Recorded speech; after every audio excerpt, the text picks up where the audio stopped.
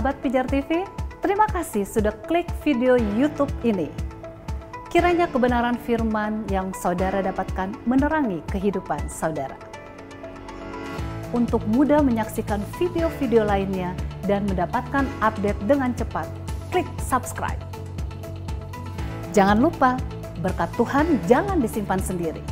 Klik tombol share di bawah.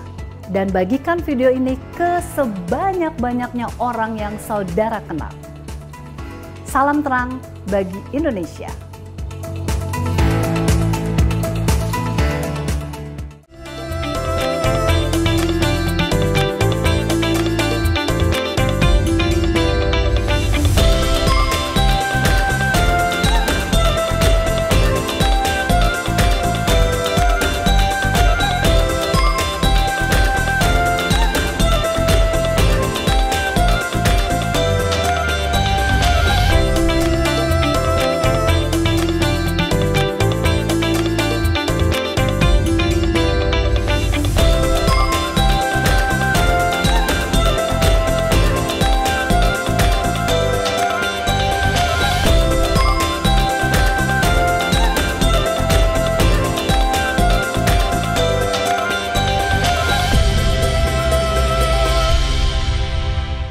Shalom, salam sejahtera pemirsa Pijar TV dimanapun Anda berada.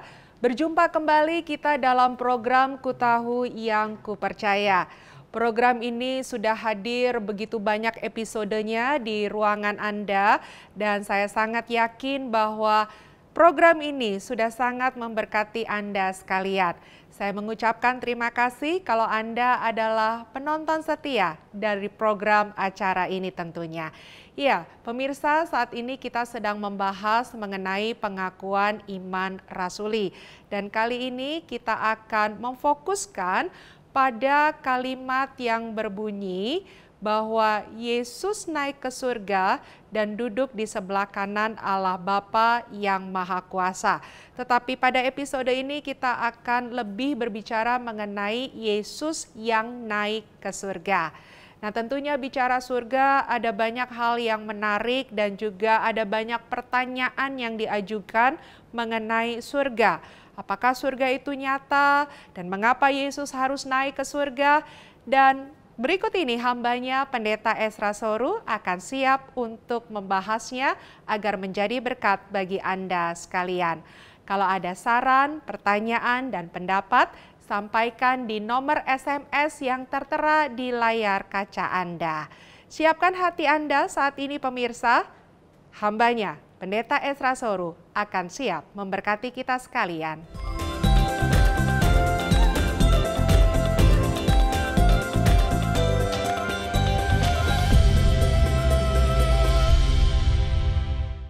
Shalom, salam sejahtera buat semua pemirsa yang di rumah. Senang sekali bahwa hari ini kami kembali menjumpai saudara-saudara dalam program Ku Tahu Yang Ku Percaya.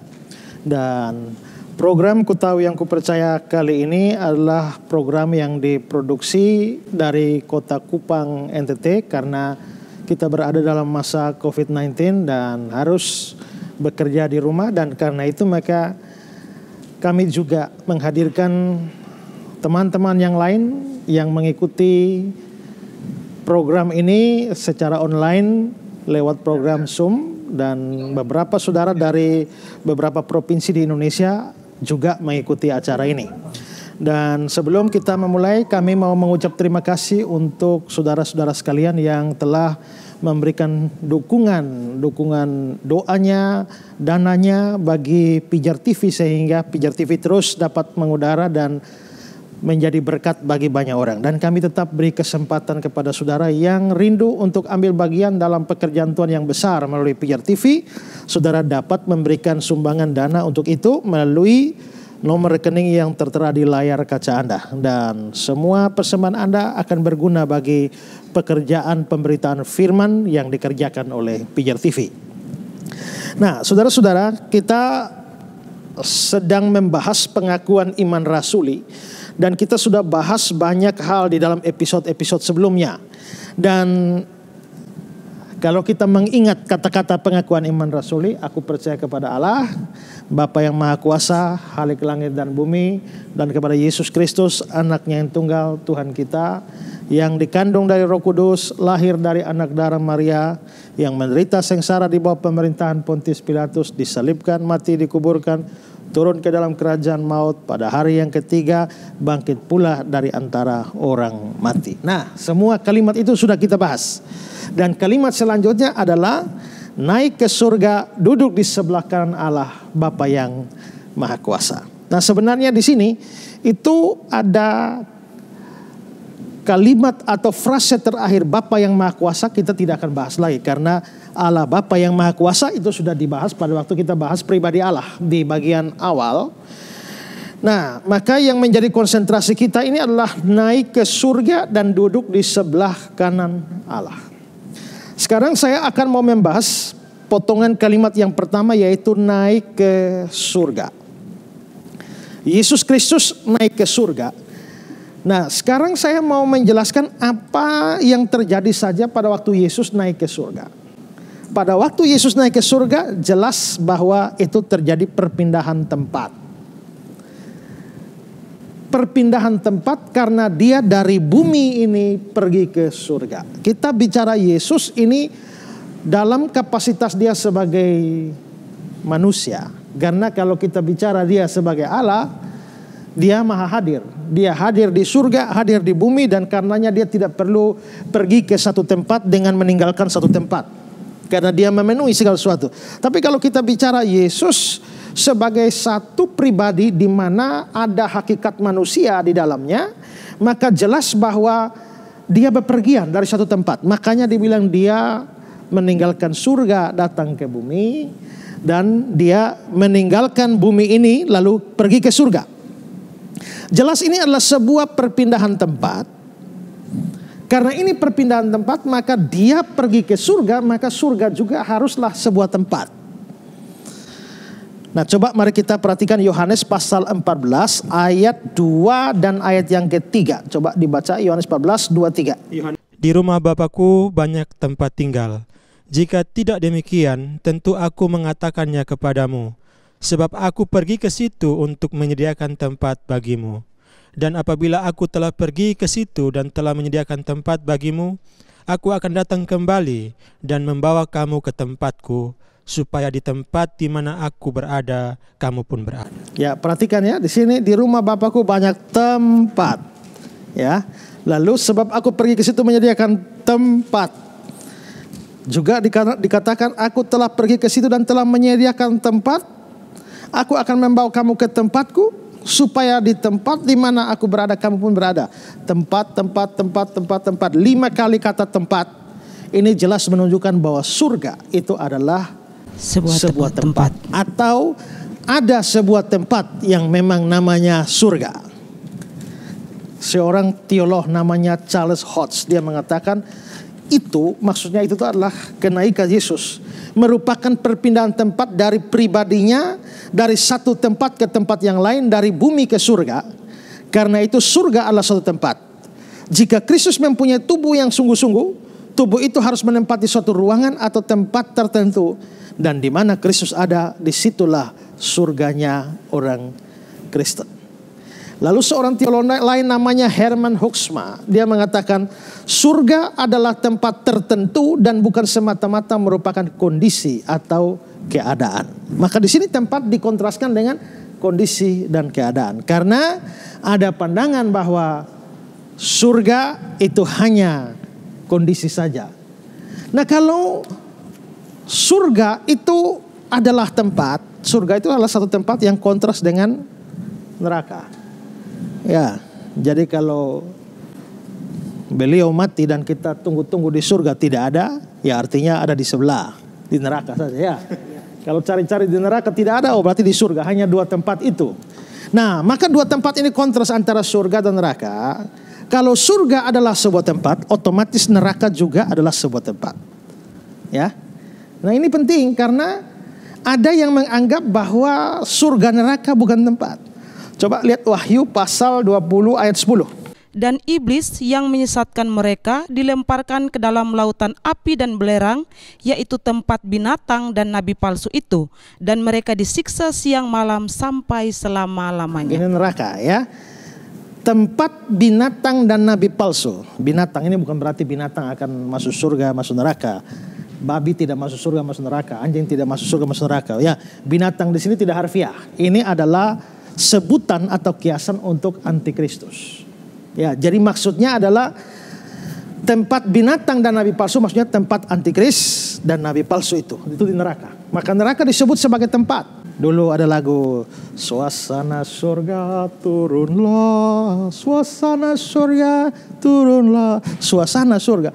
Surga memang ada suasana surga bisa turun di sini, tapi bukan berarti surga hanya suasana. Karena ada orang bilang kalau kamu happy-happy di dunia itu surga. Kalau kamu frustrasi di dunia itu neraka. Ya, jadi abis diputus pacar itu namanya neraka sedang menghampiri kau. Ya kan? Dapat pacar baru itu namanya surga menghampirimu. Nah, bukan seperti itu, ya. Bukan seperti itu. Betul-betul ini adalah satu tempat. Surga dan neraka. Karena itu jangan percaya orang-orang yang menganggap bahwa surga neraka itu hanya situasi, hanya kondisi, hanya suasana. Kedua, kita akan sedang membahas tentang apa yang terjadi pada saat Yesus naik ke surga. Berarti dia ada perpindahan tempat. Tapi yang kedua adalah ada perubahan atau pemuliaan lebih lanjut pada hakikat manusia Kristus. Saya sudah singgung dalam episode kali lalu, ada yang namanya humiliation of Christ. Itu perendahan Kristus. Jadi Kristus itu direndahkan. Kita itu nampak dalam kata-kata pengakuan iman rasuli ya. Dikandung dari Roh Kudus, lahir dari anak darah Maria, menderita sengsara di bawah pemerintahan Pontius Pilatus, disalibkan, mati, dikuburkan, turun ke dalam kerajaan maut. Turun. Ini namanya perendahan. Humiliation of Christ. Tapi setelah Kristus direndahkan, dia mulai ditinggikan. Ini namanya exaltation of Christ. Maka peninggiannya dimulai dari bangkit dari antara orang mati, naik ke surga, duduk di sebelah kanan Allah, akan datang kembali untuk menghakimi. Jadi hakim itu peninggian. Jadi tahap pertama dari peninggian Kristus itu adalah kebangkitan. Itu kita sudah bahas. Nah, maka sekarang dia naik ke surga itu juga sebuah peninggian lagi. Tahap berikutnya. Maka di sini, kalau di sini dia sudah dimuliakan, ditinggikan, maka dengan kenaikan ke surga itu dimuliakan lagi. Lebih mulia lagi, ya. Dan pemuliaan pada Kristus setelah kebangkitan itu disempurnakan lagi di dalam kenaikannya ke surga. Karena itu kenaikan Kristus ke surga harus dilihat sebagai sebuah tindakan pemuliaan. Coba kita lihat Yohanes pasal 7 ayat 39. Yang dimaksudkannya ialah roh yang akan diterima oleh mereka yang percaya kepadanya. Sebab roh itu belum datang karena Yesus belum dimuliakan. Ya, roh itu akan diberikan kepada orang percaya. Tapi roh itu belum datang. Apa? Karena Yesus belum dimuliakan. Dulu waktu saya belum sekolah teologi, saya pernah khotbah ayat ini. Roh belum datang karena Yesus belum dimuliakan. Berarti kita harus memuliakan Yesus baru roh datang. Mari kita memuliakan dia. Mulai nyanyi memuliakan. Salah. Karena dimuliakan di sini bukan soal menyanyi puji Tuhan. Dimuliakan di sini adalah naik. Karena roh tidak akan datang sebelum Yesus naik ke surga. Yesus bilang aku pergi ke sana baru aku kirim Roh Kudus. Berarti roh belum datang kalau Yesus belum dimuliakan. Yesus dimuliakan di sini bukan soal praise and worship. Ini soal naik ke surga. Berarti naiknya Yesus ke surga itu dilihat sebagai sebuah bentuk pemuliaan. Kristus dimuliakan melalui kenaikannya ke surga. Pada waktu Kristus sudah naik ke surga, sejumlah ayat menunjukkan bahwa dia yang telah naik ke surga itu dalam tampilan yang jauh lebih mulia dibandingkan dengan saat dia masih ada di bumi. Saya pernah berkhotbah Kristus di bumi dan di surga. Ada satu kontras yang besar antara Kristus pada waktu dia masih di bumi ini dengan dia setelah terangkat ke surga. Penampilannya jauh lebih mulia. Kita mau melihat beberapa contoh.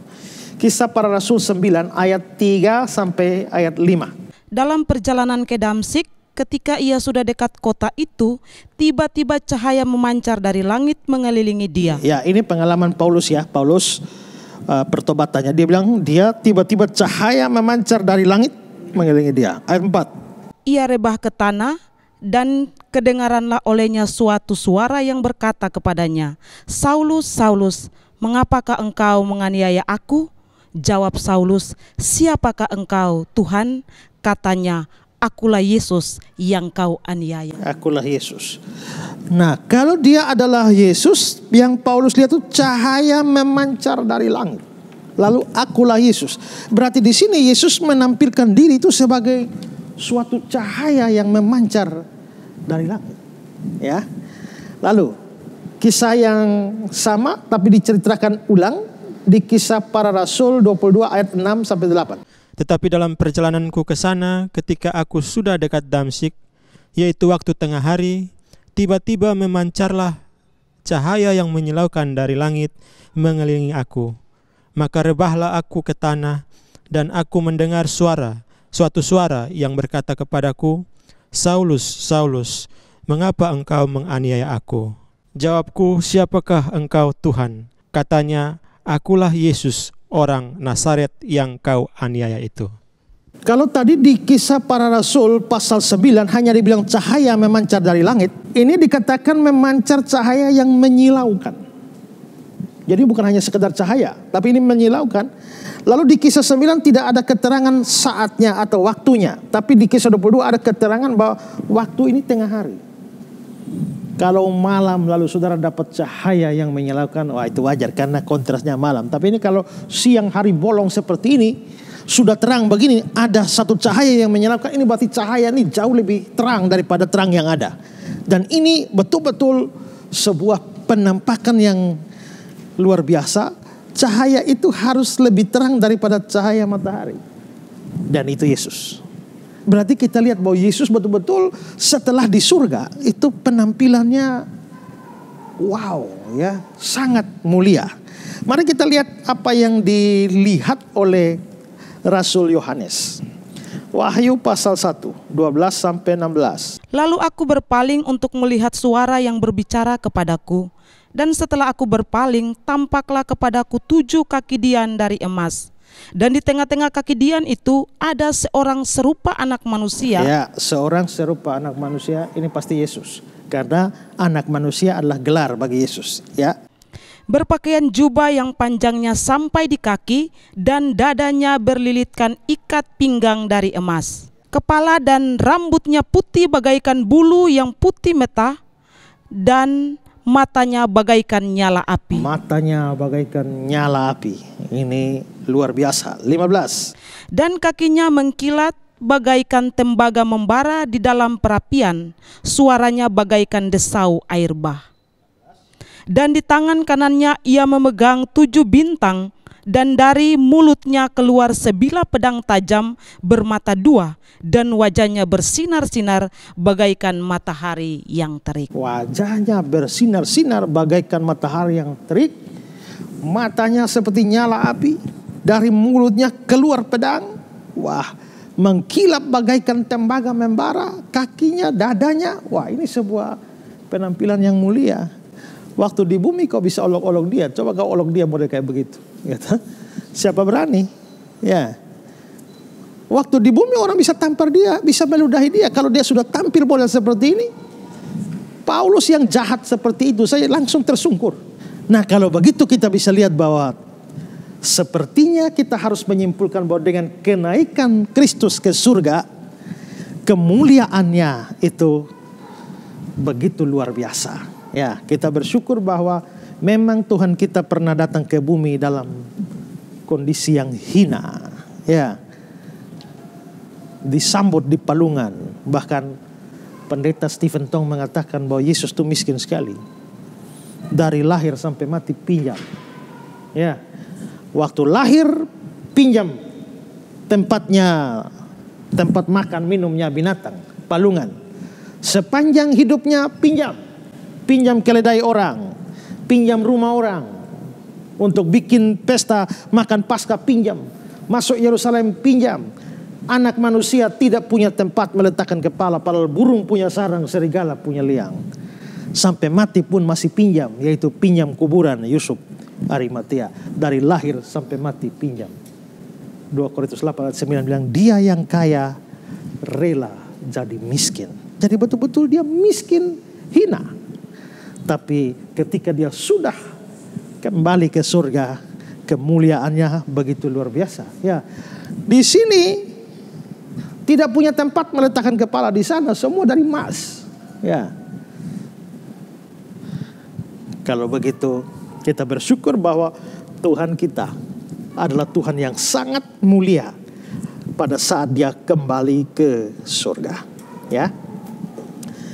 Oke, sekarang kita mau bahas satu poin lagi, yaitu untuk apa Kristus pergi ke surga atau tujuannya apa dia kembali ke surga. Ada beberapa tujuan. Pertama adalah untuk menunjukkan bahwa misinya di dalam penebusan orang berdosa itu sudah selesai. Dalam Yohanes 17 itu ada doa Yesus kepada Sang Bapa. Coba membaca Yohanes 17 ayat 4 dan ayat 5. Aku telah mempermuliakan engkau di bumi dengan jalan menyelesaikan pekerjaan yang engkau berikan kepadaku untuk melakukannya. Oleh sebab itu ya Bapa, permuliakanlah aku padamu sendiri dengan kemuliaan yang kumiliki di hadiratmu sebelum dunia ada. Perhatikan ayat 5. Oleh sebab itu ya Bapa, permuliakanlah aku. Kenapa Yesus minta dimuliakan? Alasannya? Karena menyelesaikan pekerjaan yang Bapa berikan. Karena dia telah menyelesaikan pekerjaan yang diberikan oleh Bapa kepada dia. Jadi Yesus bilang dia sudah menyelesaikan pekerjaannya, maka dia minta dimuliakan. Berarti pemuliaan diberikan itu bukti bahwa pekerjaannya sudah selesai. Ya, dimuliakan seperti tadi kita sudah lihat itu naik ke surga.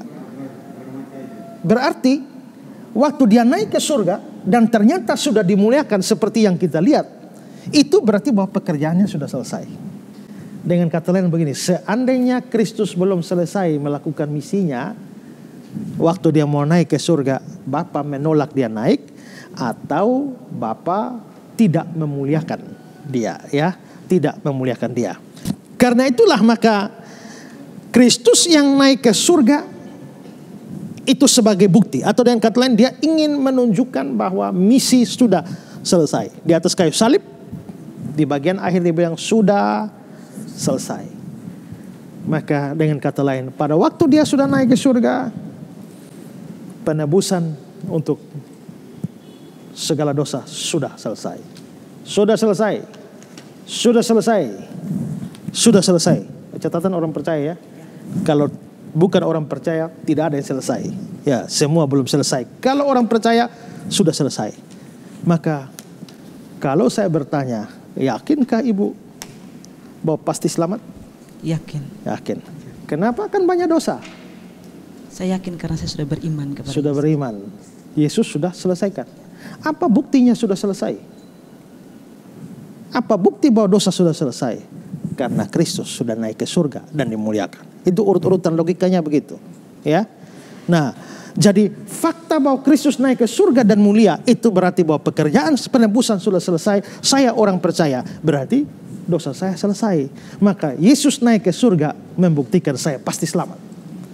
Asal saya orang percaya, ya.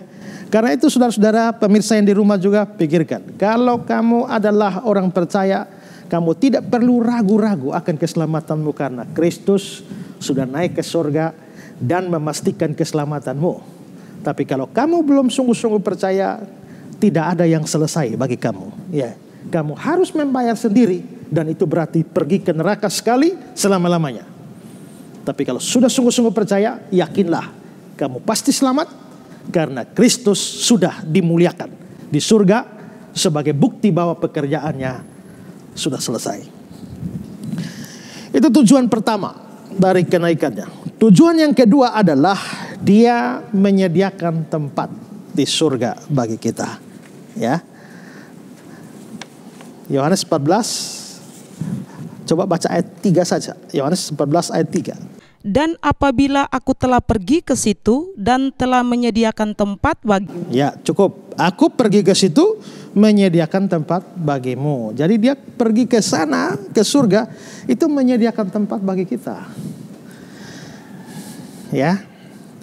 Nah, seorang namanya Charles Haddon Spurgeon, dia bilang begini, kenapa kalimat itu ditekankan? Aku pergi ke sana untuk menyediakan tempat bagimu. Spurgeon mengatakan supaya kamu jangan terlalu kerasan di bumi. Kalau kamu tahu bahwa kamu sudah punya tempat di sana. Ya kan? Sekarang ibu pergi merantau di Malaysia sana ya.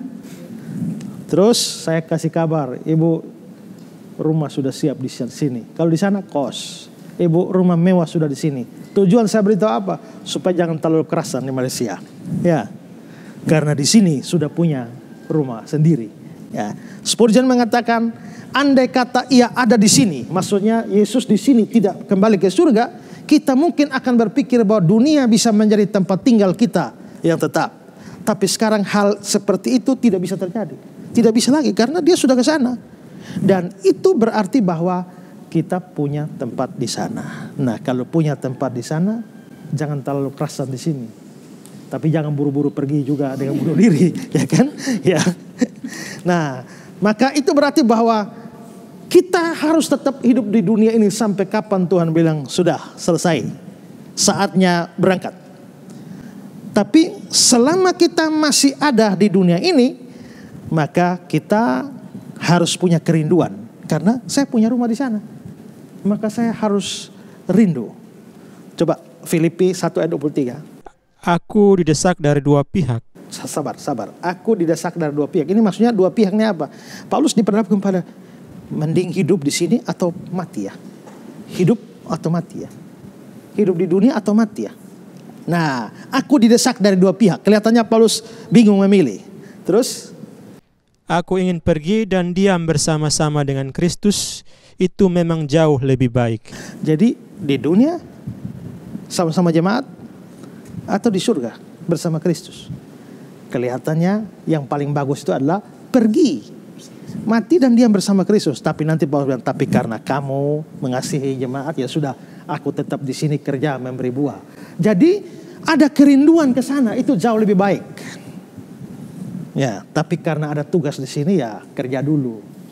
Ya, mungkin ada yang berpikir bahwa terlalu rindu lalu akhirnya ambil baygon dan minum. Itu tidak sampai ke rumah di surga ya. Itu di rumah sebelah itu. Ya. Nah, maka Paulus menunjukkan bahwa sekalipun dia tetap di bumi untuk bekerja memberi buah melayani, tapi dia bilang, aku ingin pergi dan diam bersama-sama dengan Kristus. Itu memang jauh lebih baik. Berarti ini adalah sebuah kerinduan. Karena dia tahu punya rumah di sana.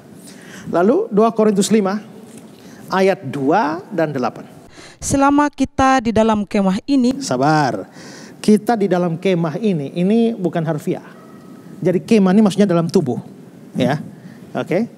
Kita mengeluh karena kita rindu mengenakan tempat kediaman di sorga di atas tempat kediaman kita yang sekarang ini. Jadi sabar. Kita rindu mengenakan tempat kediaman surga. Ada kerinduan. Lalu ayat 8. Tetapi hati kami tabah dan terlebih suka kami beralih dari tubuh ini untuk menetap pada Tuhan. Beralih dari tubuh ini artinya mati. Jadi terlebih suka kami beralih dari tubuh ini, yaitu mati, untuk menetap pada Tuhan. Ya, jadi ini adalah satu kerinduan. Sebuah istana tersedia bagiku di balik bukit di negeri seberang, ya kan? Di sana nanti kita pun akan hidup bersama Tuhan selamanya. Ini sebuah kerinduan, ya. Makanya lagu itu di bagian pertama dia bilang, aku telah puas dengan hidupku sekarang. Harta tak banyak, rumah pun hina. Harta tidak banyak, rumah pun hina. Tapi nanti dalam kota yang mulia di seberang bukit, sebuah istana tersedia bagiku. Ya, jadi rumah pun hina, walaupun rumahnya mewah-mewah juga ya. Tapi semewah-mewahnya rumah ini kalau banding istana sana ya hina juga ya. Nah, karena itu ingatlah bahwa selama kita menumpang di dunia, marilah kerja, beri buah, lakukan tugas kita. Tapi sambil melakukan di sini harus punya pengharapan karena kita punya rumah. Ingat bahwa rumah kita yang sebenarnya bukan di sini. Dunia yang fana bukanlah rumahku, hartaku di sana seberang langit biru. Ya, di sana. Maka sambil kerja di sini, rindukan yang di sana. Sambil rindu di sana, jangan lupa kerja di sini. Ya, karena ada orang hanya rindu-rindu lupa kerja. Ada orang kerja lupa rindu, ya kan? Maka harus dua-duanya berjalan. Ya, nah karena itulah maka kita bersyukur Kristus naik ke surga menyediakan tempat bagi kita. Oke, jelas? Pendeta, saya mau bertanya. Ya. Menurut Bapak Pendeta, surga itu seperti apa? Surga itu seperti apa? Kita sukar mendapatkan gambaran karena memang Alkitab juga memberi gambarannya sangat sedikit. Itu pun dalam bahasa-bahasa yang simbolik. Sehingga mendapatkan gambaran yang real itu sukar. Kalau kita melihat Alkitab menggambarkan neraka, biasa kalau saya bilang neraka, yang ada di pikiran saudara apa? Ya? Api, ya kan? Api. Nah, kalau di sana ada api, bisa ada gelap atau tidak? Kalau ada api terang. Tapi bagian Alkitab yang lain bilang kamu akan dilemparkan pada kegelapan yang paling gelap. Kenapa bisa gelap? Padahal itu lautan api. Kalau ada api mesti terang. Tapi ini gelap. Kalau gelap, lalu apinya untuk apa? Kenapa api tidak jadi terang? Kalau begitu maka sebenarnya api neraka itu hanya simbol. Bukan berarti betul-betul di sana ada api seperti yang di kompor itu, bukan. Ya, tapi itu hanya simbol. Tapi simbolnya saja juga ngeri ya. Nah berarti realita itu pasti lebih hebat daripada simbol. Kalau simbolnya saja sudah ngeri, maka realita pasti lebih ngeri. Tapi kalau simbolnya saja sudah bagus, realita pasti lebih bagus. Nah, surga itu digambarkan dengan bahasa-bahasa simbolik dan itu sudah indah. Bayangkan simbolnya saja sudah indah, apalagi aslinya. Ya. Coba kita lihat Wahyu 21. Coba mulai ayat 11. Kota itu penuh dengan kemuliaan Allah, dan cahayanya sama seperti permata yang paling indah, bagaikan permata yaspis, jernih seperti kristal. Sabar. Kota itu penuh dengan kemuliaan Allah dan cahayanya sama seperti permata. Sama, tapi ada kata seperti. Ya, berarti itu bukan realitas, itu hanya gambaran. Seperti, bagaikan permata yaspis, jernih seperti kristal. Ini kayaknya jernih sekali. Jadi waktu mau gambarkan jernih itu jernih gimana ya jernihnya? Ya sudah, yang muncul di kepala itu kan kristal, itu jernih. Dari jernih seperti kristal. Ya ini bahasa-bahasa simbolik. 12. Dan temboknya besar lagi tinggi dan pintu gerbangnya 12 buah. 14. Dan tembok kota itu mempunyai 12 batu dasar. Loncat ke 16. Kota itu bentuknya 4 persegi panjang. Ini tidak harus diartikan harfiah karena ada ukuran-ukuran di sana ya. 18. Tembok itu terbuat dari permata yaspis dan kota itu sendiri dari emas tulen bagaikan kaca. Nah, pernah lihat kota dari emas? Yang pernah lihat emas di mana? Di sini. Ya, bahkan ini pun bukan emas.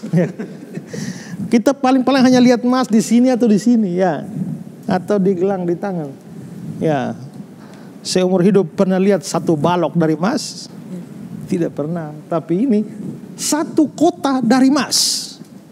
Ini simbol. Kalau begitu realitanya gimana lagi?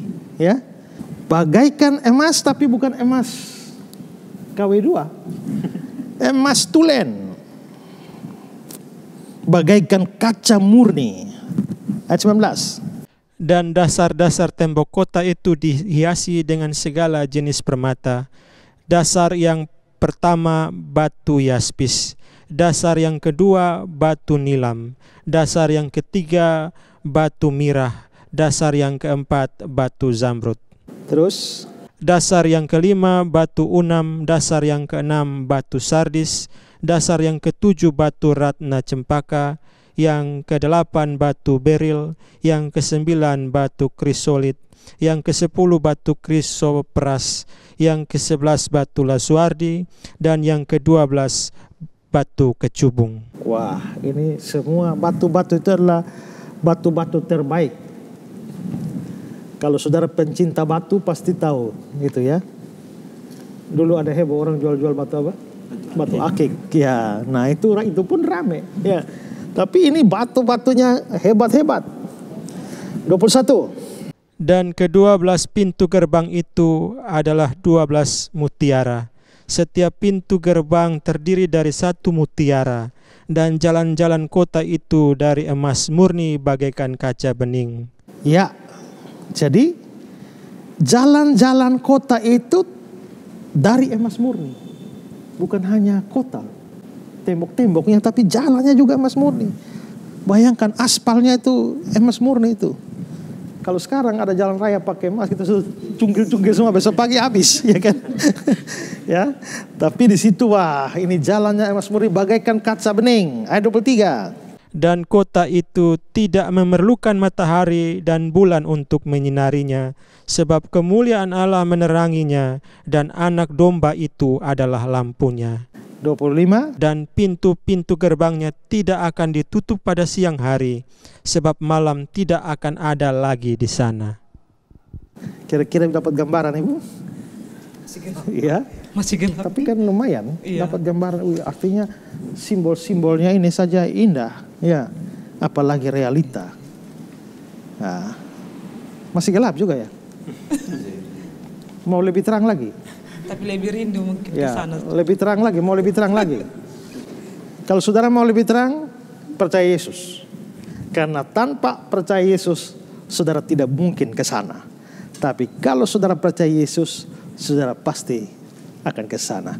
Hatiku rindu mau ke sanalah.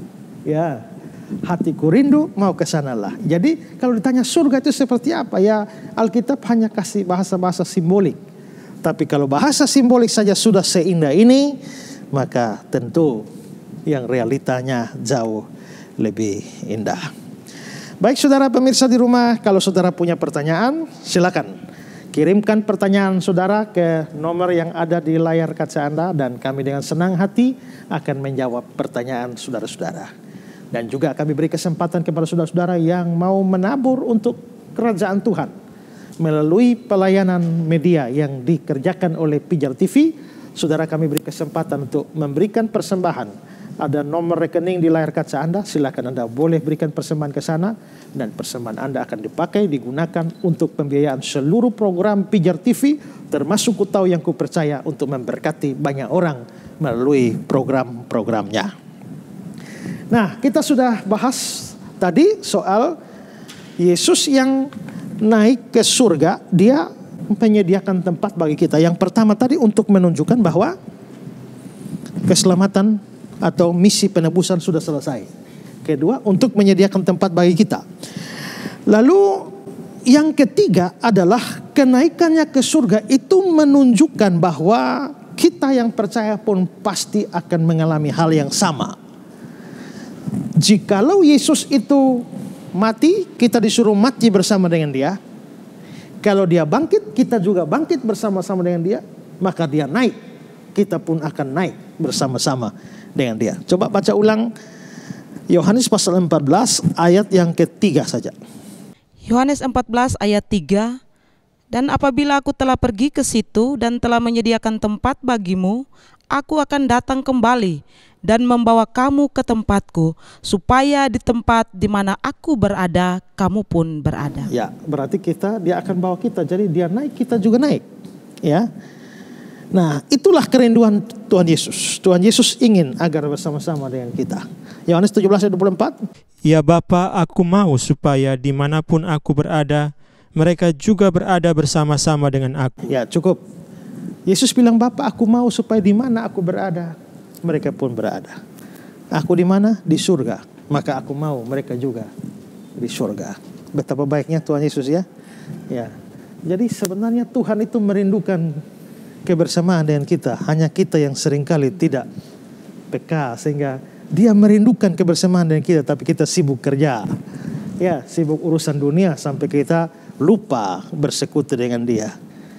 Ya, bahkan ada orang pernah mengatakan bahwa bersama-sama dengan Tuhan itu indah. Tuhan, asal bersama-sama dengan Engkau, kemana saja aku pergi. Bahkan aku rela ada di neraka asal Engkau sama-sama di sana. Ya, sampai ada yang mengatakan begitu. Karena kalau Yesus sampai di neraka, ya neraka bisa jadi surga juga. Ya. Nah, jadi itu kerinduan Tuhan. Ya, Efesus 2 ayat 6. Dan di dalam Kristus Yesus, Ia telah membangkitkan kita juga dan memberikan tempat bersama-sama dengan Dia di sorga. Ya, jadi memberikan tempat bersama-sama dengan Dia di surga. Jadi, di mana Yesus berada, disitulah kita akan berada. Satu kalimat dari Charles Spurgeon mengatakan, Yesus pergi ke sana, ke surga, sebagai perintis atau pelopor untuk membuka jalan. Jadi dia buka jalan. Sebagai teman kita untuk menyiapkan tempat bagi kita, sebagai jaminan bahwa semua yang ada di dalam dia, yang dia akan datang pada kebahagiaan yang sama. Jika dia tidak masuk, maksudnya dia tidak masuk ke surga, kita juga tidak masuk. Tapi dalam diri Yesus Kristus, Allah telah memberikan kepada kita satu tanda bahwa kita juga akan bangkit dari kematian dan akan masuk ke surga. Oke? Pak Pendeta. Ya. Tadi dikatakan bahwa Yesus naik ke surga untuk menyediakan tempat atau rumah bagi kita yang percaya. Ya. Nah, pertanyaannya, apakah nanti di surga tempat atau rumah kita akan sama seperti tempat atau rumah kita di bumi ini?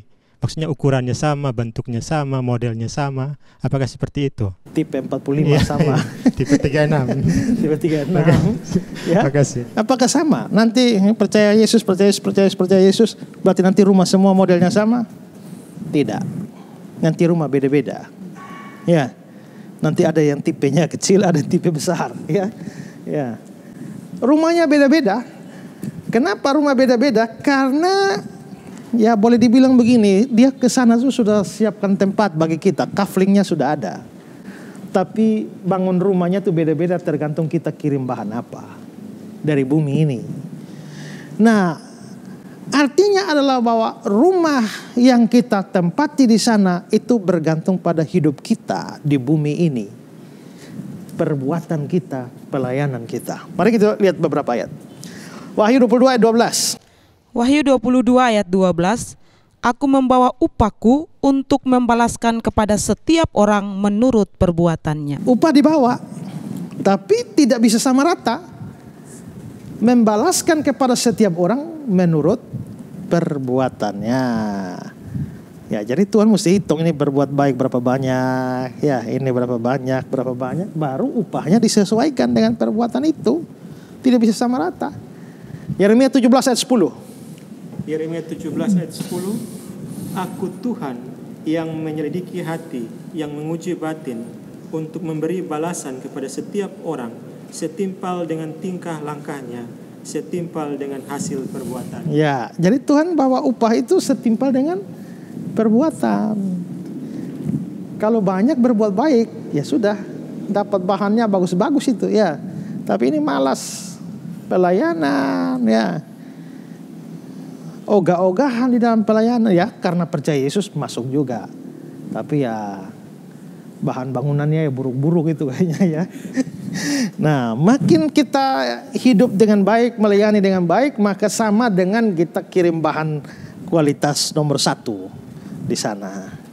Oke, 2 Korintus 5 ayat 10. Sebab kita semua harus menghadap takhta pengadilan Kristus, supaya setiap orang memperoleh apa yang patut diterimanya sesuai dengan yang dilakukannya dalam hidupnya, baik ataupun jahat. Ya, jadi baik ataupun jahat artinya begini, bahwa dari ayat-ayat ini waktu Tuhan memberikan upah, kalau kita masuk surga itu bukan upah ya, itu anugerah. Jadi tidak ada kita berbuat baik untuk masuk surga, tidak. Surga bukan upah, tapi setelah masuk surga nanti ada upah. Dan upah kan tergantung perbuatan kita. Itu sama juga dengan di neraka. Kalau misalnya 2 orang ini harus masuk neraka, contoh ya, ini dosanya banyak sekali, ini dosanya ya banyak saja, ya ini banyak sekali. Apakah mereka akan dihukum sama rata? Kalau dihukum sama rata, tidak adil. Keadilan Allah menuntut penghukuman berbeda. Karena kalau dosa sedikit dan dosa banyak dihukum sama rata, mending ya banyak sekalian sajalah. Ya, untuk apa rem-rem? Gas saja, ya kan? Karena toh hukumannya sama. Ya, tidak bisa. Keadilan Allah menuntut orang yang dosanya banyak harus dihukum lebih berat daripada orang yang dosanya lebih sedikit. Ya. Sama juga dengan di surga. Di surga itu orang yang bekerja banyak, rajin melayani, rajin berkorban lebih banyak di dunia ini, maka upahnya lebih besar. Nanti sampai bagian Yesus datang untuk menghakimi orang yang hidup dan yang mati, saya akan bicara lebih detail tentang hal itu. Ya, tapi pokoknya di sini Tuhan hitung semua. Karena itu maka coba baca 2 Korintus 9 ayat 6. Camkanlah ini, orang yang menabur sedikit akan menuai sedikit juga, dan orang yang menabur banyak akan menuai banyak juga. Adil ya? Orang yang menabur sedikit akan menuai banyak. Kok enak? Ya. Orang yang menabur banyak akan menuai sedikit. Tidak adil. Ya, maka ini Tuhan berikan keadilan. Nabur banyak, tuai banyak. Nah, seringkali ayat ini dikutip di sini, kalau kasih uang banyak, nanti kasih persepuluhan banyak, ya Tuhan pasti berkati. Ya, Tuhan bisa berkati di dunia ini, tapi tidak hanya di dunia ini, ya. Kadang-kadang di dunia ini kita nabur banyak ya, tapi rasanya kok nuainya kok belum-belum juga. Jangan lupa bahwa penuaian sebenarnya adalah waktu kita ada di surga, upahnya. Ya, karena itu jangan pikir bahwa sama seperti masuk neraka tadi hukumannya sama, itu salah. Jangan berpikir juga kalau masuk surga semua kita dulu sama rata. Tidak. Ya, beda-beda. Ya. Coba Matius pasal 5 ayat 19. Karena itu siapa yang meniadakan salah satu perintah hukum Taurat sekalipun yang paling kecil dan mengajarkannya demikian kepada orang lain, ia akan menduduki tempat yang paling rendah di dalam kerajaan sorga. Oke, dapat tempat yang gimana? Paling rendah. Paling rendah. Terus? Tetapi siapa yang melakukan dan mengajarkan segala perintah-perintah hukum Taurat, ia akan menduduki tempat yang tinggi di dalam kerajaan sorga. Berarti tempat yang rendah, tempat tinggi. Surga tidak sama rata. Mau dapat tempat tinggi? Mau. Kerja buat Tuhan selalu manis, ya kan? Nah, kerja sungguh-sungguh, melayani sungguh-sungguh. Kadang-kadang banyak orang yang melayani di dunia ini harap kalau dibayar tinggi baru melayani, kalau tidak dibayar tidak mau melayani, ya. Tapi sebenarnya melayani saja karena bayaran sesungguhnya itu bukan di sini, ya. Bayaran sesungguhnya itu di sana. Kalau ada bayaran di sini itu namanya icip-icip sedikit lah, ya. Tip-tipnya lah, ya. Tapi kan yang bayaran sesungguhnya itu ada di sana, ya. Jadi memang kita akan dijanjikan surga, tapi apakah kita dapat di rumah tipe yang sama? Tidak. Tergantung perbuatan kita, pelayanan kita, lebih banyak berkorban. Dan ingat, tidak ada satupun yang Tuhan lupa, ya. Air sejuk secangkir saja kalau diberikan, kamu tidak kehilangan upahnya. Matius 10, 1 Korintus 15:58, dalam persekutuan dengan Tuhan jeripayahmu tidak akan sia-sia. Jadi orang biar kasih persembahan sedikit saja, tapi dia betul-betul sungguh-sungguh, penuh pengorbanan, itu tidak akan dilupakan oleh Tuhan. Dan semua dibalas pada hari penghakiman nanti. Ya, jadi kita tidak punya tempat yang sama di dalam kerajaan. Nah, ini bisa jadi orang bilang, ada orang bertanya, nah misalnya nanti di sana ini dapat tempat bagus, ini dapat kurang bagus. Bisakah yang ini iri hati sama ini?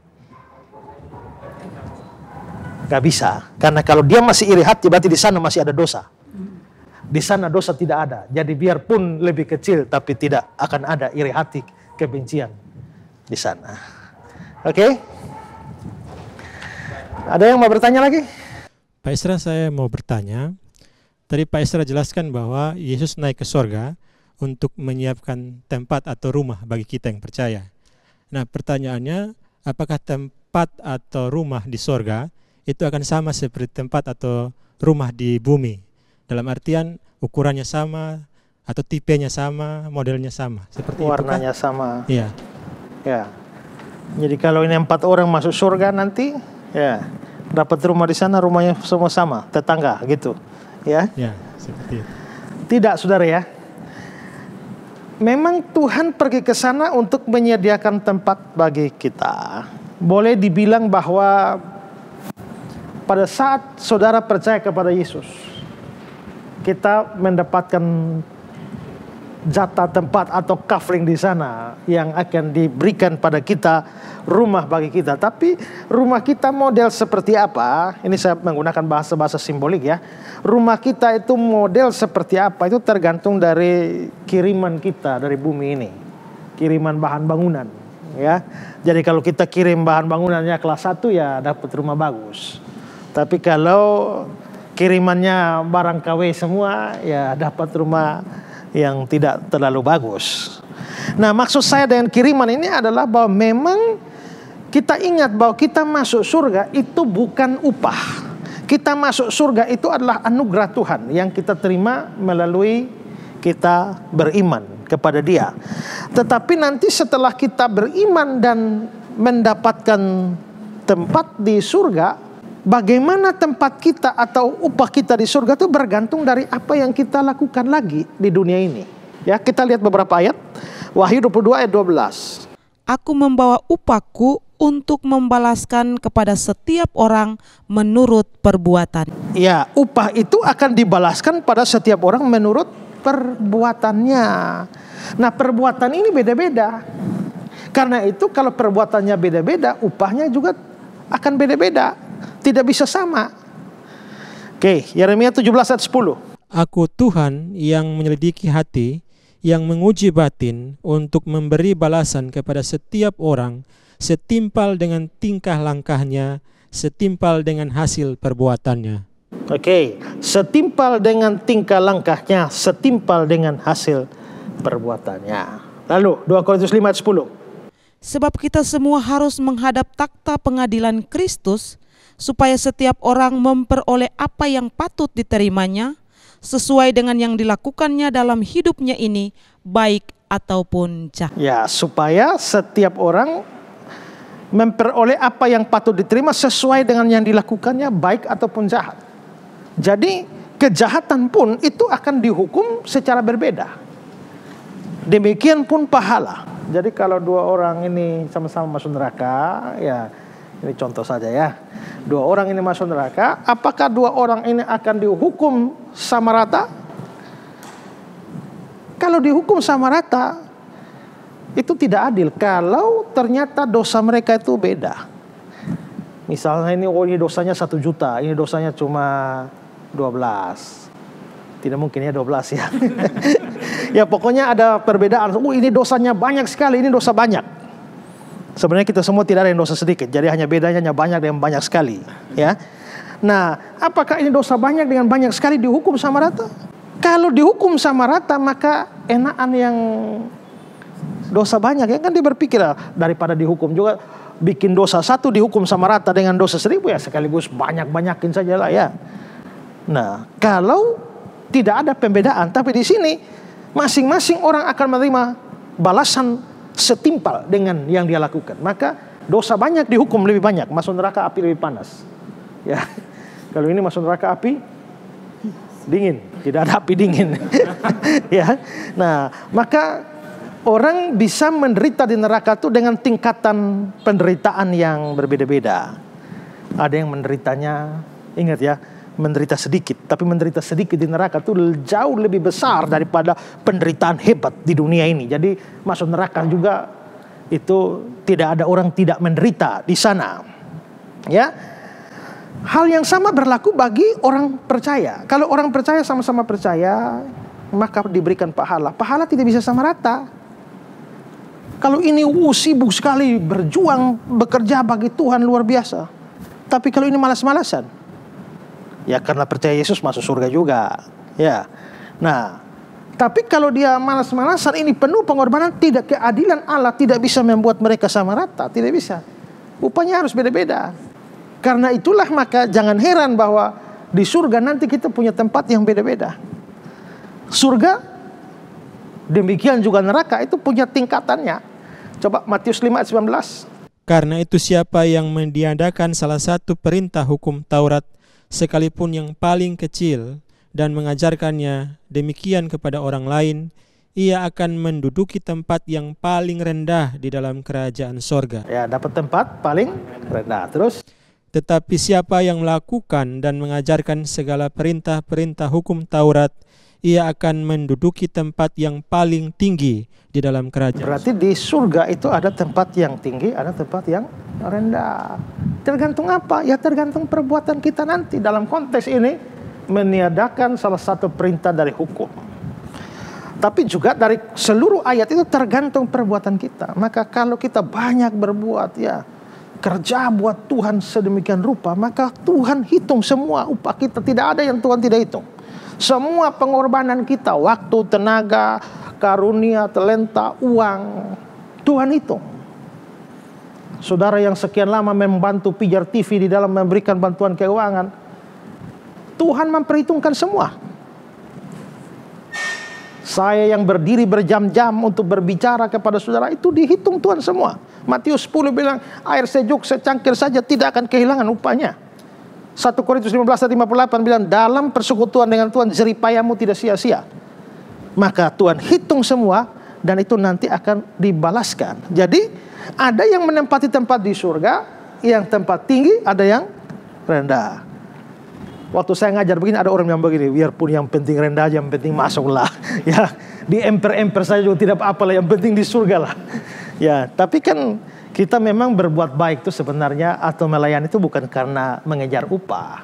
Biarpun ada upah, itu bonus saja. Kita harus melakukan perbuatan baik dan pelayanan itu semata-mata karena ucapan syukur.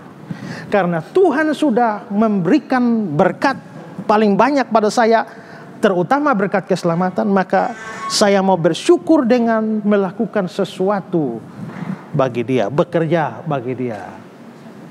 Tapi baiknya Tuhan sudah kerja mengucap syukur saja masih dapat bonus lagi. Ya, itu kan luar biasa. Jadi mestinya adalah tidak bisa, sudahlah yang penting masuk di emper-emper saja lah. Ya, tidak. Kita harus berjuang semaksimal mungkin untuk beri yang terbaik bagi Tuhan. Orang pernah bertanya, kalau nanti di surga rumah beda-beda, apakah ini bisa iri hati dengan ini? Dia kok dapat rumahnya bagus. Ya, saya kok begini.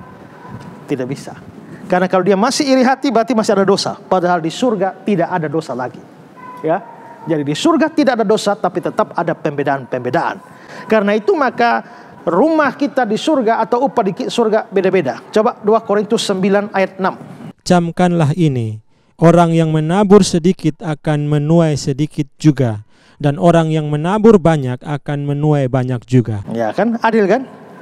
Orang menabur sedikit akan menuai banyak. Tidak adil dong, ya. Orang menabur banyak akan menuai sedikit, itu tidak adil juga, ya. Jadi keadilan Allah menuntut yang tabur banyak, tuai banyak, yang tabur sedikit, tuai sedikit. Nah, ini tidak berarti bahwa kita menuai di bumi ini. Kadang-kadang Tuhan mau kita juga menabur di bumi ini, kita menuai di bumi ini.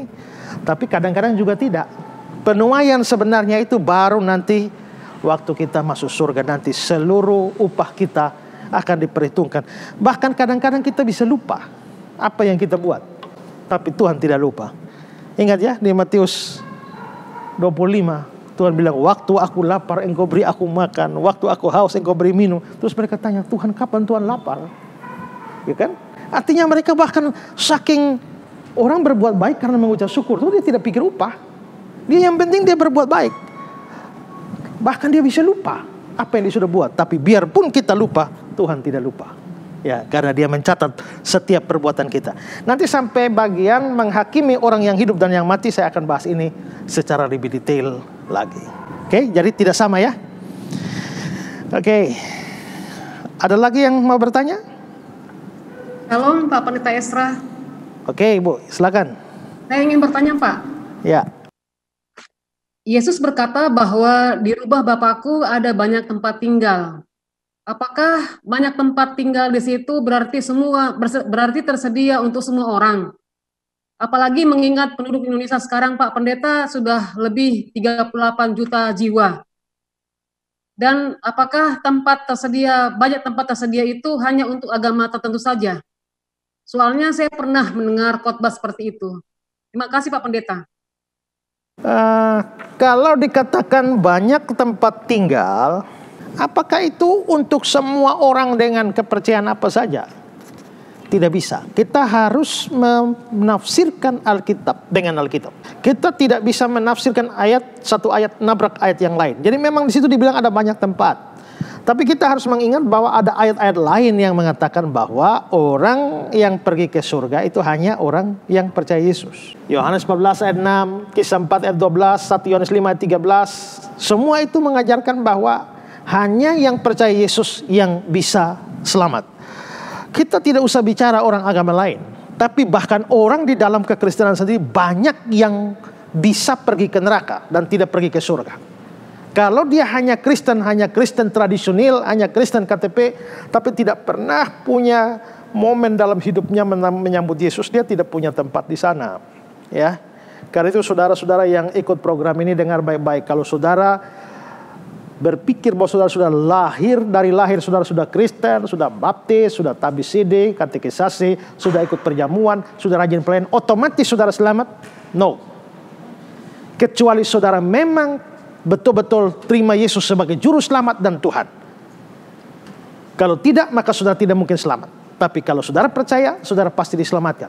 Karena itu maka tidak bisa banyak tempat di sana dipahami sebagai untuk semua orang dari agama apa saja, kepercayaan apa saja. Tidak. Menurut saya bahkan banyak orang beragama Kristen tidak kebagian tempat di sana. Tapi maksudnya apa? Kalau kita dikatakan bahwa ada banyak tempat, maksudnya ini konteksnya hanya untuk orang percaya. Jadi untuk semua orang percaya tersedia tempat.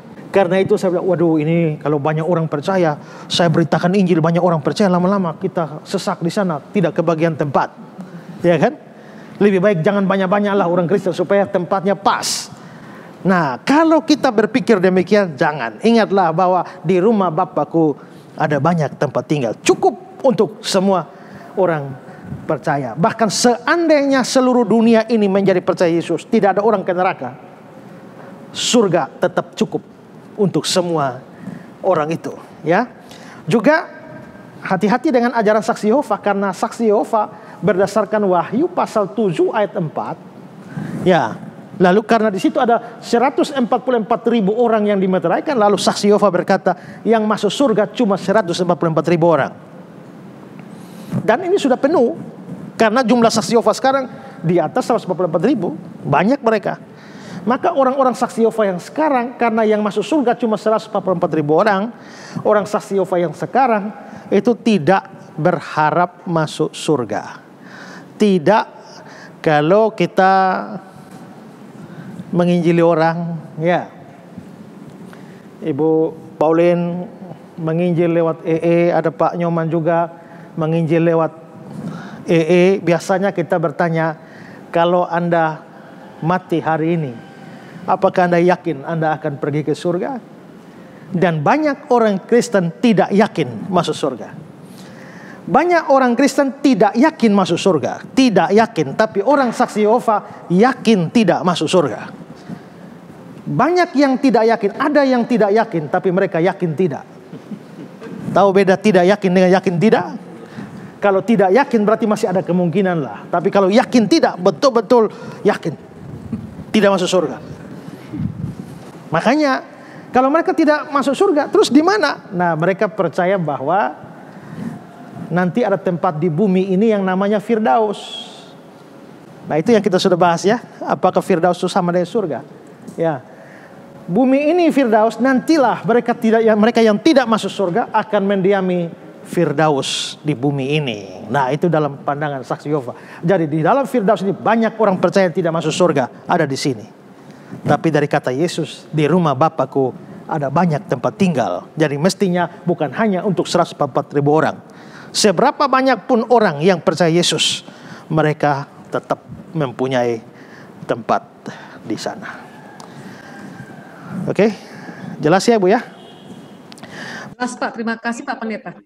Ya, bagi pemirsa yang di rumah yang masih atau mempunyai pertanyaan, silakan. Saudara ajukan pertanyaan saudara. Silakan SMS ke nomor yang ada di layar Anda ini dan kami akan menjawab pertanyaan-pertanyaan Anda. Juga setiap saudara yang terbeban mau supaya pembelajaran iman Kristen semacam ini terus menyebar dan memberkati banyak orang, saudara bisa mendukung Pijar TV dengan memberikan persembahan saudara. Ada nomor rekening di layar Anda. Anda boleh mengirimkan persembahan di sana dan persembahan Anda dipakai untuk memperlebar lagi pekerjaan pemberitaan Injil dan juga firman Tuhan melalui Pijar TV. Ada lagi yang mau bertanya? Pak, saya mau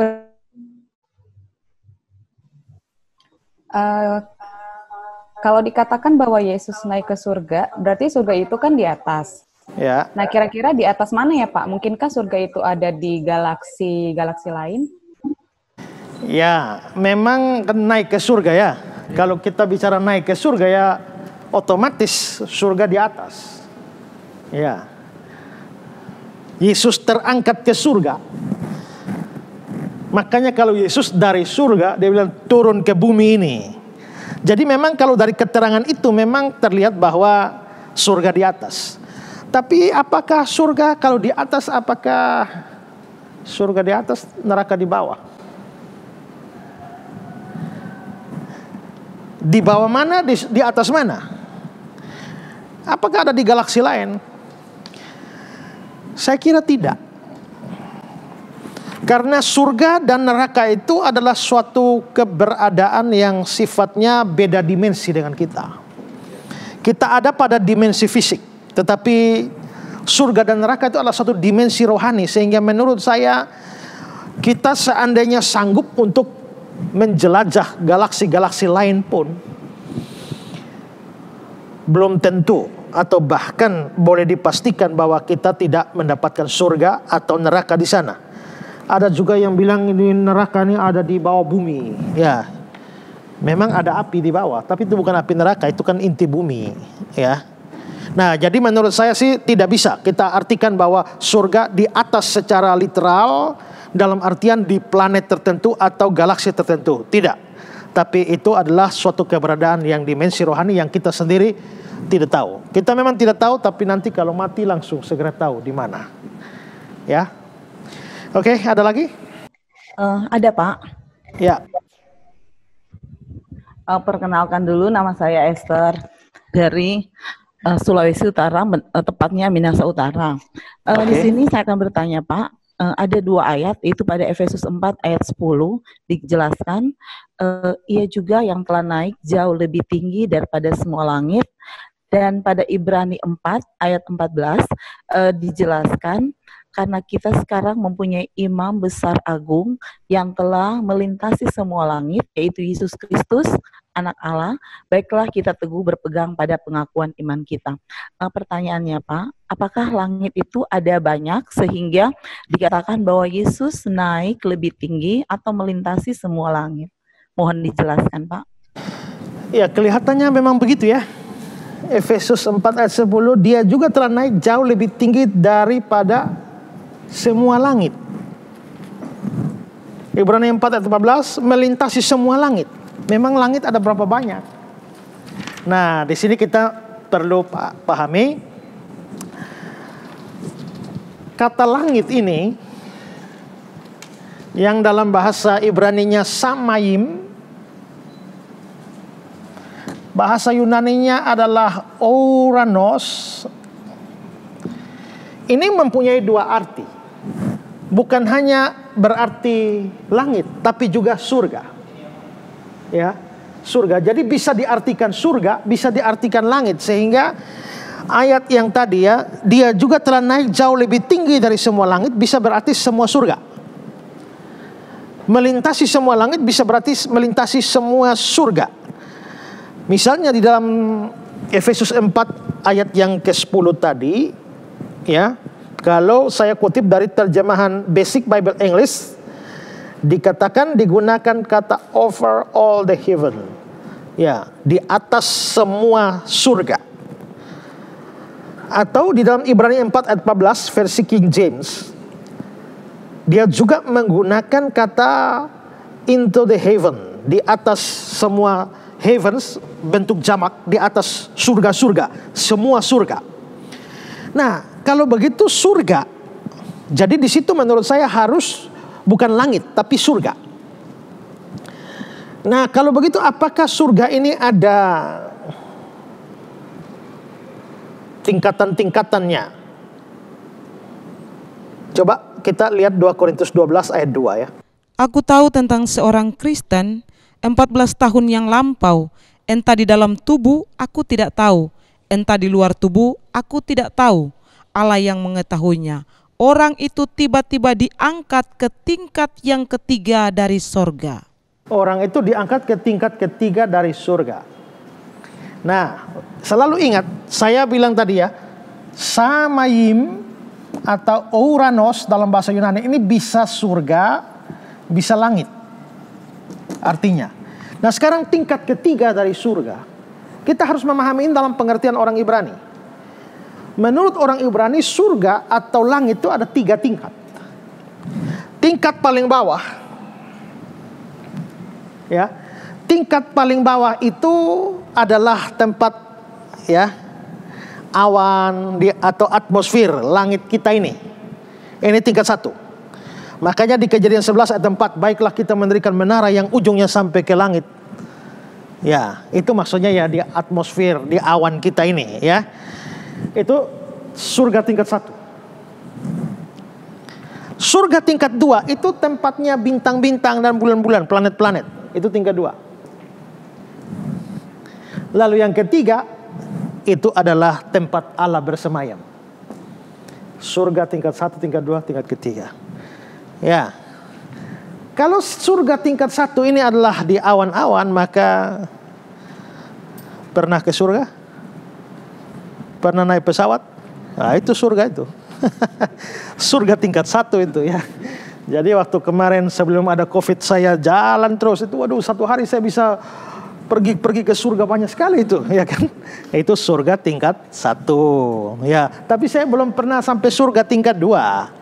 Ya, yaitu tempat bintang-bintang, bulan, ya, yang sudah astronot yang sudah ke sana sampai Mars. Nah, itu mereka sudah sampai surga tingkat 2. Nah, Yesus itu waktu naik ke surga, dia bukan hanya di awan-awan saja, bukan sampai tempatnya planet saja, terus. Karena itu dikatakan dia telah melintasi semua langit. Karena pikiran orang Ibrani 1, 2, 3. Jadi dia sampai. Nah, demikian juga tadi Paulus itu sampai pada surga tingkat 3. Nah, jadi menurut mereka ini juga surga. Awan-awan juga surga. Tempat bintang-bintang juga surga, tempat Allah juga surga. Tapi pikiran kita ya, ini awan bukan surga.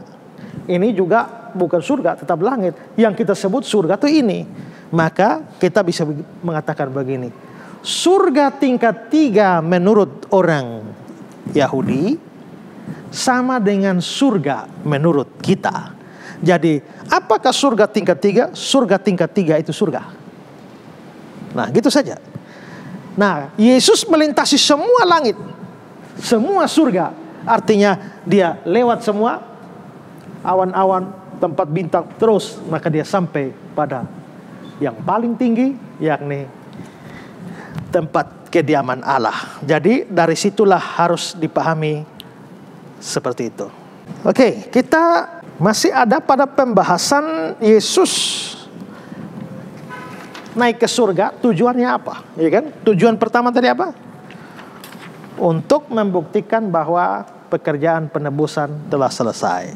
Yang kedua, untuk menyediakan tempat bagi kita. Yang ketiga, untuk menunjukkan bahwa kita pun akan sama-sama naik. Lalu yang berikut itu adalah dia menawan musuh-musuh. Coba baca Efesus 4 ayat 8. Itulah sebabnya kata Nas, tatkala ia naik ke tempat tinggi, ia membawa tawanan-tawanan. Membawa tawanan-tawanan atau menawan itu kan musuh, ya. Nah, pada waktu di sini Paulus mengatakan dia membawa tawanan-tawanan, itu sebenarnya Paulus mengutip dari Mazmur 68 ayat 19. Engkau telah naik ke tempat tinggi, telah membawa tawanan-tawanan. Ya, jadi dia telah naik ke tempat yang tinggi, membawa tawanan-tawanan. Yang jadi pertanyaan sekarang, tawanan itu siapa? Ya, tawanan itu siapa? Nah, mayoritas penafsir menganggap bahwa tawanan-tawanan menunjuk pada musuh-musuh Kristus. Dan musuh-musuh yang dikalahkan seperti setan, dosa, maut, dan sebagainya. Sehingga kalau dikatakan bahwa saat Kristus naik ke surga, dia menaklukkan semua musuh atau menawan semua musuh, artinya musuh-musuh sudah ditawan ini. Dosa, setan, iblis. Sehingga akhirnya, saya kasih gambaran gini aja. Misalnya saya Yesus. Ini musuh. Setan, contoh aja ya. Setan, maut, ya, dan juga maut, kematian, iblis. Ini semua musuh. Ini umat tebusan saya. Pada waktu saya naik ke surga, saya menawan musuh-musuh. Berarti ini maut, kematian, iblis, saya tawan. Karena saya tawan, maka akhirnya kalian yang saya tawan ini tidak bisa lagi mengganggu umat tebusanku. Maka umat tebusanku ini aman, tidak lagi diganggu oleh tawanan-tawanan ini. Karena tawanan-tawanan itu sudah ditaklukkan oleh Kristus, terutama pada waktu dia naik ke surga. Dengan bahasa dia membawa tawanan-tawanan. Ingat bahwa kita sepanjang hidup ini ditawan oleh dosa, ditawan oleh iblis, ditawan oleh kematian. Maksudnya adalah ditawan oleh iblis, tidak ada yang bisa lolos dari pekerjaan iblis. Ditawan oleh dosa, tidak ada yang bisa berdosa. Ditawan oleh kematian, tidak ada yang bisa tidak mati. Semua kita ditawan. Tapi pada saat Kristus naik ke surga, membawa tawanan-tawanan, dengan kata lain, sudah dia taklukkan, dia sudah bawa. Maka orang yang ditebus tidak lagi akan bisa dikalahkan oleh musuh-musuh itu, ya. Coba kita banding dengan 1 Korintus 15 ayat 26. Musuh yang terakhir yang dibinasakan ialah maut. Lalu ayat 54-55. Genaplah firman Tuhan yang tertulis, maut telah ditelan dalam kemenangan. Hai maut, di manakah kemenanganmu? Hai maut, di manakah sengatmu? Oke, berarti kita bisa lihat bahwa maut sebagai tawanan sudah dikalahkan, ya. Juga ada kuasa iblis. Coba lihat Ibrani 2 ayat 14. Dan supaya dengan jalan demikian ia membebaskan mereka yang seumur hidupnya berada dalam perhambaan oleh karena takutnya kepada maut. Ya, karena takut kepada maut, kita telah maut menjadi sesuatu kuasa yang menawan kita. Demikian juga iblis. Tapi pada waktu Kristus naik ke surga, dia membawa semua tawanan, dengan kata lain menaklukkan, maka orang percaya bisa dibebaskan. Yang keempat, tujuan Kristus naik ke surga, yaitu yang kelima, ya, dia naik ke surga dengan tujuan supaya Roh Kudus bisa turun. Coba Yohanes 16 ayat 7. Namun benar yang kukatakan ini kepadamu adalah lebih berguna bagi kamu jika aku pergi. Sebab jikalau aku tidak pergi, penghibur itu tidak akan datang kepadamu. Tetapi jika aku pergi, aku akan mengutus dia kepadamu. Ya, jadi kalau Yesus tidak ke sana, ke surga, Roh Kudus tidak akan dikirimkan. Kalau dia sudah pergi, Roh Kudus dikirimkan. Kenapa Roh Kudus baru bisa datang kalau Yesus sudah pergi atau Yesus sudah naik ke surga? Alkitab tidak jelaskan, tapi kelihatannya karena tugas Roh Kudus adalah menerapkan seluruh karya Kristus di dalam diri orang percaya. Karena itu Kristus yang sudah selesai misinya kembali dulu, baru Roh Kudus bisa melakukan tugasnya, ya. Nah, dengan dikirimnya Roh Kudus oleh Yesus yang naik ke surga, maka kita orang percaya itu akan disertai selama-lamanya oleh Roh Kudus. Yohanes 14 ayat 16-18 dikatakan bahwa aku akan minta pada Bapa, dia akan memberikan padamu seorang penolong yang lain, supaya dia menyertai kamu selama-lamanya. Ayat 18, aku tidak akan meninggalkan kamu sebagai yatim piatu, aku datang kembali padamu. Dengan demikian maka Yesus bisa melakukan apa yang dia janjikan. Ya, misalnya Matius 18 ayat 20, coba baca. Sebab di mana 2 atau 3 orang berkumpul dalam namaku, di situ aku ada di tengah-tengah mereka. Di mana 2-3 orang berkumpul, Yesus ada. Bahkan dalam mandat Injil, jadikan semua bangsa muridku, masih ada janji, ketahuilah aku menyertai kamu senantiasa sampai akhir zaman. Dari mana Yesus melakukan itu? Atau bagaimana Yesus melakukan itu? Melalui Roh Kudus yang dia kirimkan. Ya. Dan kita biasa merayakan hari Pentakosta, kita merayakan hari datangnya Roh Kudus setelah Yesus pergi ke surga. Nah, ini pembahasan kita terkait dengan Yesus yang naik ke surga.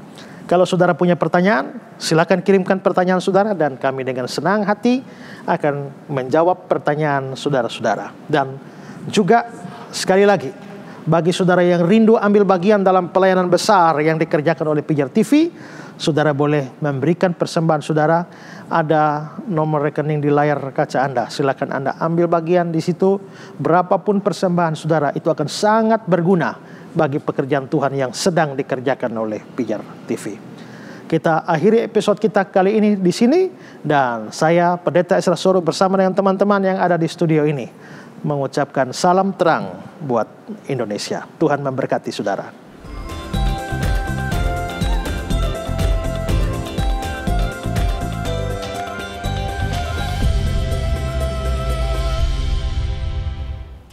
Pemirsa, salah satu dari pembahasan hambanya tadi yang membuat hati saya bersuka cita adalah ketika disampaikan Yesus pulang ke surga untuk menyiapkan surga juga kalau kelak saya dan Anda pulang ke sana.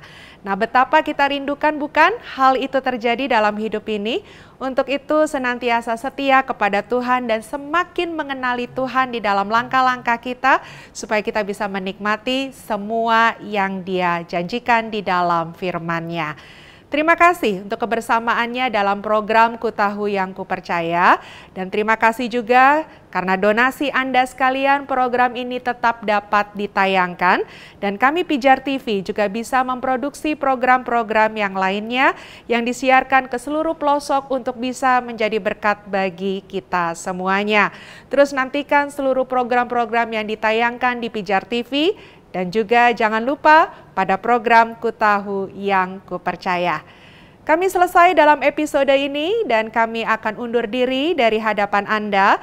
Tapi tetap nantikan episode yang lainnya yang pastinya selalu memberkati kita semuanya. Sampai jumpa lagi. Tuhan Yesus memberkati. Salam terang bagi Indonesia.